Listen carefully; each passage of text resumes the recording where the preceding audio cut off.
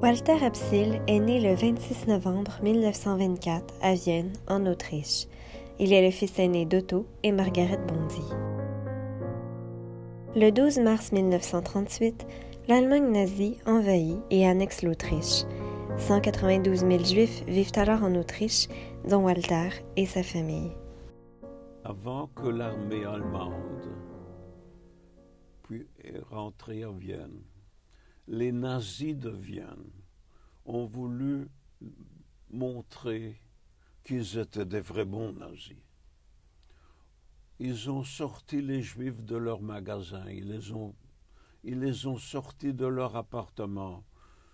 Une de mes cousines, elle avait 15 ans, elle était seule à la maison, ils l'ont sortie de leur appartement, on leur a fait laver le trottoir avec des brosses et des brosses à dents.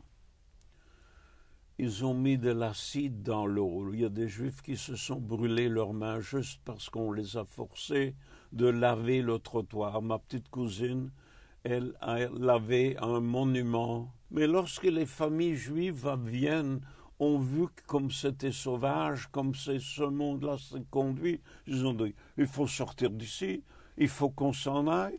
Peut-être que 2 mois après, on peut revenir lorsque tout ça va se tranquilliser.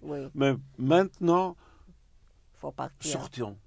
Et on pouvait sortir. C'est là la grande différence.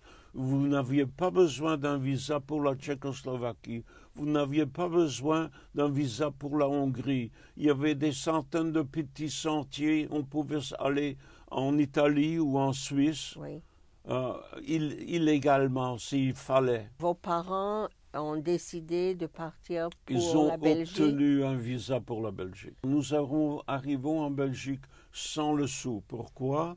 Parce qu'on ne pouvait sortir de la Grande Allemagne qu'avec 10 marks par personne.